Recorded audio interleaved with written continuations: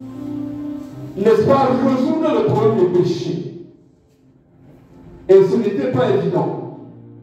À travers plusieurs religions, à travers plusieurs philosophies et tout, théologie, les hommes n'ont pas pu véritablement apporter la solution pour le péché.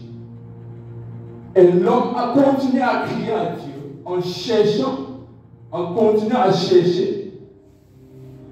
Et Dieu qui est amour, qui est compatissant, ne voulons pas abandonner l'homme dans cet état-là. Parce que l'homme ne pouvait pas se sauver lui-même. Toute l'humanité était déjà corrompue. Aucun sacrifice ne pouvait sauver l'homme. Dieu lui-même a décidé, dans son grand amour, dans sa grande miséricorde, de susciter un puissant sauveur, Jésus-Christ de Nazareth, pour venir apporter la solution. Et au travers de la croix, donc la croix c'est la puissance de Dieu pour sauver l'homme du péché et le délivrer. Donc la croix c'est la puissance de Dieu pour sauver l'homme du péché et le délivrer totalement. Voilà en fait une définition simple de la croix. La croix c'est la puissance de Dieu, c'est le moyen par lequel Dieu décide de sauver l'homme et le délivrer de ses péchés. Amen. Amen. Afin de le restaurer dans la gloire qu'il avait perdue. Amen. Amen. Donc Dieu passe par la croix pour sauver et délivrer. Donc la croix est la plus grande source de délivrance. La croix est la plus grande source de délivrance. Comme le prophète disait hier, plusieurs cherchent les délivrances, les prières, les jeûnes, briser les autels, faire beaucoup de choses, mais n'ont pas compris le message de la croix. Quelque chose s'est passé à la croix. À la croix, Jésus a pris nos péchés. À la croix, Jésus a détruit le péché. Jésus a détruit à la croix, Jésus a tué le péché. Parce que au travers d'Adam, nous avons hérité le vieil homme. Nous avons détruit le vieil homme. Et à la croix, Jésus est venu pour détruire le péché, pour détruire cet ancien, ce vieil homme qui était en nous. Donc à la croix, Jésus a porté nos maladies, nos infirmités, nos malédictions, et il a détruit le péché. Donc la première phrase que Jésus a apporté, il a pris.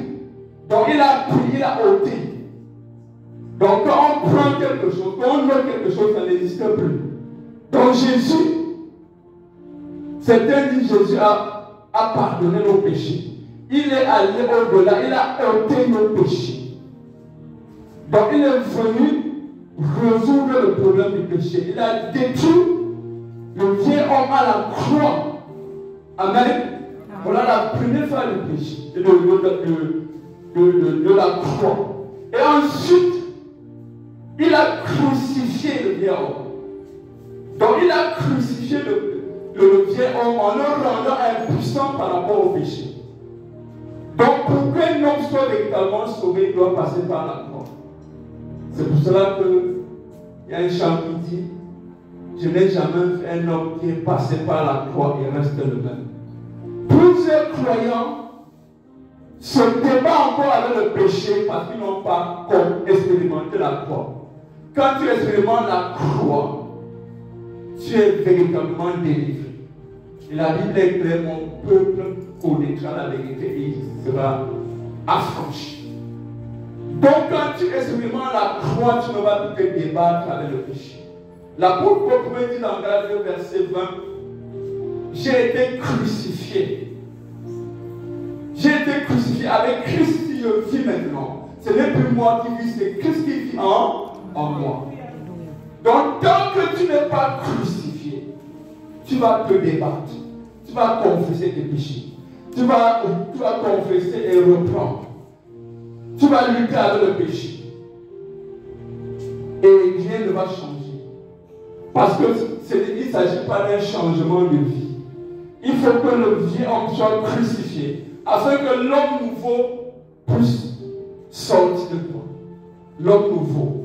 Donc il faut que le premier Adam soit détruit. Jésus est le dernier Adam, amen, qui est venu détruire tout ce que nous avons hérité en Adam. Donc c'est ça qui fait la différence aujourd'hui parmi les chrétiens. Ceux qui se débattent avec le péché, qui passent leur temps à combattre, à faire des délivrances. Tant que tu n'as pas compris le message de la croix, ça sera un éternel recommencement. Tu vas briser les autels après, ça va revenir. Tu vas faire beaucoup de choses, tu vas perdre beaucoup de temps. Mais quand tu as compris et que tu t'es identifié, parce que dans le royaume spirituel, c'est la compréhension qui fait la différence. La compréhension te donne accès. Quand tu n'as pas compris, tu ne peux pas saisir. C'est quand tu as compris que tu as accès. Donc, bien aimé, ma prière, c'est que chaque personne qui est venue à ce programme, que sa vie ne soit plus jamais le même. Amen. Que sa vie ne soit plus jamais le même. Amen. Donc, je rends grâce à Dieu pour le prophète par qui Dieu va continuer à l'utiliser puissamment. Oui. Avant de terminer, j'aimerais vous donner ce petit témoignage. Avant que je n'étais dans la croix, je me disais chrétien, baptisé, confidé. J'aimais Dieu. Mais tous les efforts que je faisais de donner mon Dieu, j'étais un enfant de cœur. Je parlais de Jésus, mais rien ne donnait. Je savais que littéralement Jésus est mort à la croix pour moi. Mais je n'avais pas encore compris qu'il a porté, qu'il a détruit la nature du pécheur, qu'il a ôté. Je n'avais pas. J'aimais Dieu, je voulais vivre pour Dieu, mais je me trouvais toujours dans la boue du péché. Comme l'apôtre Paul disait, le bien que je veux faire, je ne parviens pas à le faire, je suis poussé par la nature du péché à faire, à commettre seulement le péché. Mais comme même l'apôtre Paul a dit, qui me délivrera du corps du péché. Grâce soit rendue à Dieu. Jésus-Christ qui est venu nous délivrer par la croix. Alléluia. Amen. Donc depuis lors que j'ai expérimenté la croix, j'ai compris ce que Jésus a fait à la croix pour nous. Il y a eu un échange. C'est la loi de la substitution. Il y a eu un échange. Jésus porte nos péchés, nos malédictions, nos maladies. Tout ça, il porte ça sur lui. À la croix, en fait, il a dit, Père, si ce coup. À ce moment-là, il était devenu péché.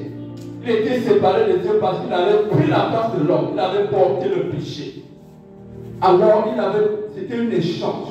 Il a porté tout ça pour nous libérer. Quand que tu as saisi ça, tu vas marcher dans la liberté. Alléluia. Amen. Gloire à Jésus.